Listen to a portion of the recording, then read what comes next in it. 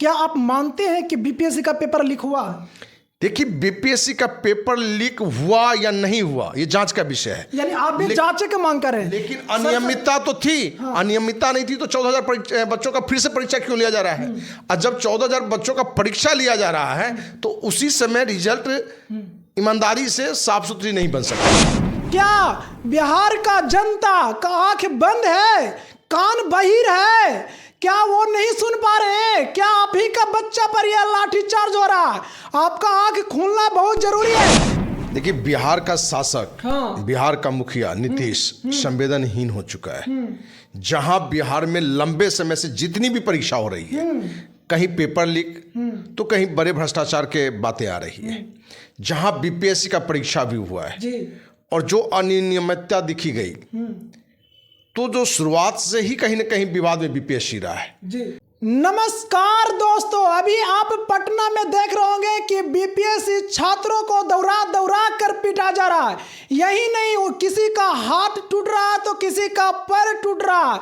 कहीं ना कहीं देखा जा रहा है कि लड़कियों पर लाठियां बरसाया जा रहा है। वो यही नहीं, हम बता दें आपको कि महिला प्रशासन द्वारा नहीं, बहुत सारे वहाँ पे जो पुरुष प्रशासन है वो लड़कियों पर लाठी चार्ज कर रहे हैं और दौरा दौरा कर पानी छीटा जा रहा है, बहुत सारे पीड़ित किया जा रहा है। लेकिन क्या बिहार का जनता का आंख बंद है, कान बहिर है? क्या वो नहीं सुन पा रहे हैं? क्या आप ही का बच्चा पर यह लाठीचार्ज हो रहा है?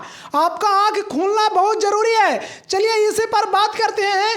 अखिल भारतीय अपराध विरोधी मोर्चा के राष्ट्रीय अध्यक्ष धनवंत सिंह राठौर जी, क्या कहिएगा सर? बिहार के जितने भी छात्र हैं उन पर लाठियां बरसाया जा रहा है, क्या कहिएगा? देखिए, बिहार का शासक, हाँ। बिहार का मुखिया नीतीश संवेदनहीन हो चुका है।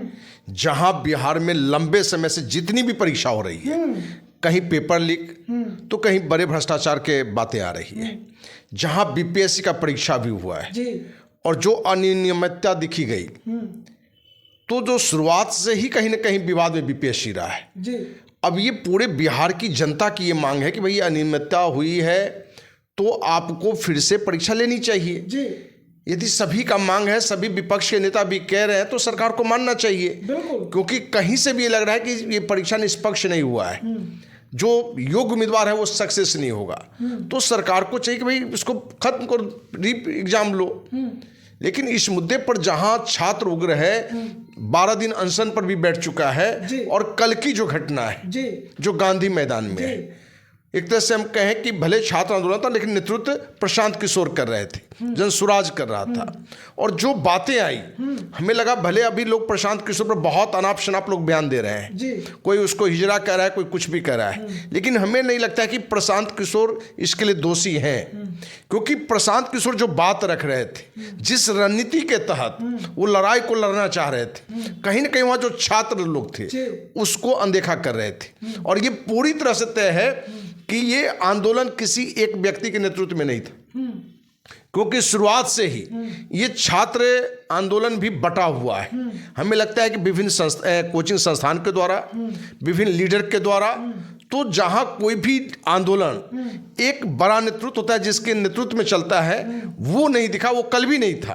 प्रशांत किशोर बड़े नाम जरूर वहां थे, लेकिन जो छात्र नेता लोग हैं अपने ही लोगों के छात्र के द्वारा प्रशांत किशोर को अपमानित करने का भी प्रयास किया। और कहीं ना कहीं जो प्रशांत किशोर की जो रणनीति थी, उस रणनीति को तोड़ने में छात्र नेता का भी रोल है, जो भी बीपीएससी अभ्यर्थी हैं उनका भी रोल है।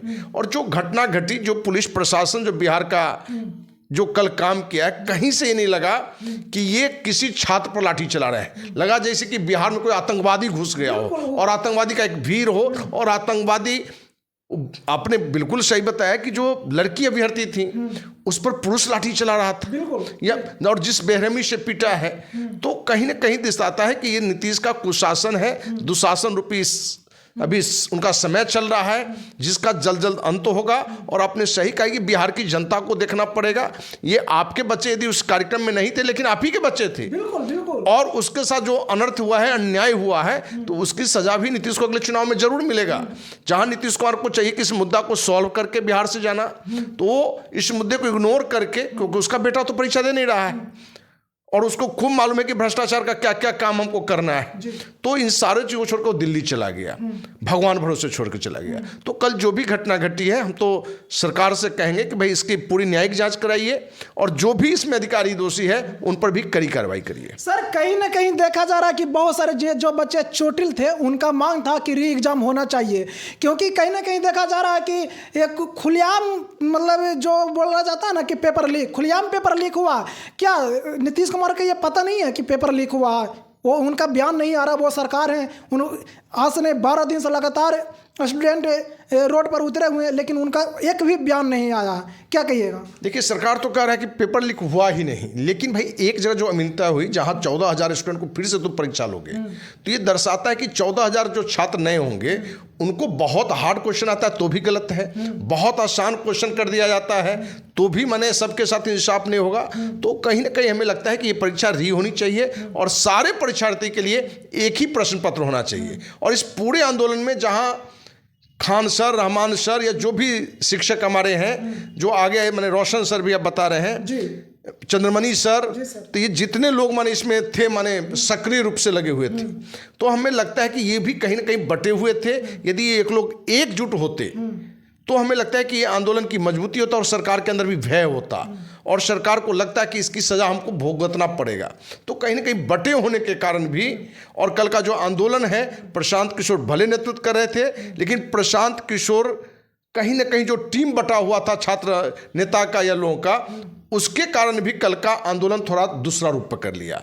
नहीं तो हमें लगता है कि प्रशांत किशोर एक सुलझा हुआ व्यक्ति है, उसकी जो रणनीति थी उस रणनीति को यदि स्टूडेंट पूरी तरह से फॉलोअप करता तो इस आंदोलन का रूप अलग होता। लेकिन अभी भी विश्वास है कि इस मुद्दे पर गवर्नर खुद भी एक्शन में आ रहे हैं, खुद भी उन्होंने डीएम को बुलाया है, प्रशासनिक जो अधिकारी जो भी उसमें संलिप्त है उनको बुलाया है, एक कार्रवाई भी होगी।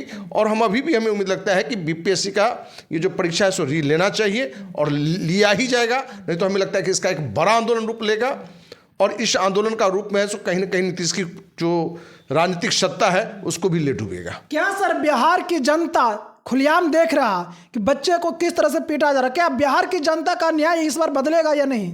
मतलब क्या माहौल बदलेगा? देखिए, कहीं ना कहीं पूरे बिहार में जो भी राजनीतिक दल है या जो भी नेता नजर आ रहे हैं, ये कहीं कोई एक बड़ा कोई लीडर उभरता हुआ नहीं दिख रहा है। वही कारण है कि नीतीश पहले भी और आज भी अंधा गांव में कान्हा राजा। नीतीश दोनों आंख से नहीं है, लेकिन ज्यादा अंधे लोग हैं उस कारण से कान्हा निकल जा रहा है। लेकिन भले स्टूडेंट हो या जो भी लोग प्रशांत किशोर पर आज भी आरोप लगा रहे हैं, लेकिन आज भी हमारा मानना है कि कल की भी घटना में प्रशांत किशोर दोषी नहीं है और प्रशांत किशोर को बिहार की जनता को देखना पड़ेगा, क्योंकि कहीं ना कहीं व्यक्ति एक बड़ा त्याग करके, ऐशो आराम की जिंदगी को त्याग करके बिहारवासी के हित में आया है, बिहार के छात्रों के हित में आया है। तो छात्रों को भी कहीं ना कहीं एक नेतृत्व उसका स्वीकारना चाहिए, क्योंकि कल नेतृत्व नाम का था, लोग उसके नेतृत्व को स्वीकार नहीं रहा था। तो प्रशांत किशोर जी का नेतृत्व स्वीकारेंगे नहीं, आप उनसे वही उम्मीद करेंगे तो संभव नहीं है। तो हमें लगता है कि अगले जो चुनाव हो, जनसुराज एक नया विकल्प बन के आया है। बिहार की जनता को अपने हित में, अपने बच्चों के हित में, राज्य के हित में, हमें लगता है कि एक प्रशांत किशोर का जो टीम है, जो पार्टी है, उसको भी आगे लेके चलना चाहिए, क्योंकि जितनी भी पार्टियां हैं उनको लोग देख चुका है। अब एक विकल्प के रूप में जनसुराज आया है तो उसको आगे बढ़ाना चाहिए। लेकिन अभी जो बीपीएससी वाली बात है जिस पर आपने चर्चा की, हमें लगता है कि प्रशांत किशोर कहाँ किस रूप में फेलोर हो गए, और हमें लगता है इसका सार यही है कि कहीं न कहीं जो छात्र थे ग्रुप में बटा हुआ था, कुछ जो उसके जो लीडर थे उनका लक्ष्य ही था प्रशांत किशोर को अपमानित करना, डिमोरलाइज करना। वो भी हमें 2-3 जगह दिखा, नहीं तो इसका रूप अलग होता। और जिस अनुशासन में रहते हुए लड़ने की बात प्रशांत किशोर कर रहे थे, कहीं ना कहीं लगा कि लास्ट में अनुशासन कुछ भंग भी हुआ है। तो पुलिस प्रशासन की भी कभी कभी मजबूरी हो जाता है जो कि कदम नहीं उठाना चाहिए, जो कल घटना घटा है।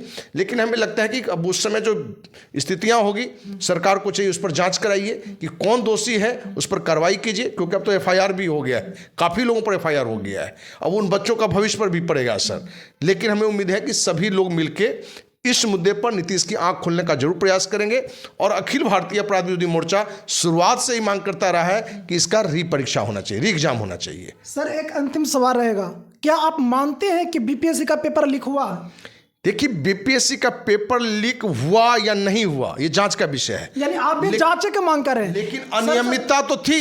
अनियमितता नहीं थी तो 14,000 बच्चों का फिर से परीक्षा क्यों लिया जा रहा है? और जब 14,000 बच्चों का परीक्षा लिया जा रहा है तो उसी समय रिजल्ट ईमानदारी से साफ सुथरी नहीं बन सकती है, तो कहीं ना कहीं किसी न किसी छात्रों के साथ धोखा होगा। इसलिए एग्जाम री लेना चाहिए, क्योंकि सारे छात्रों के लिए एक ही प्रश्न पत्र होना चाहिए और उसी आधार पर उसका चयन भी होना चाहिए।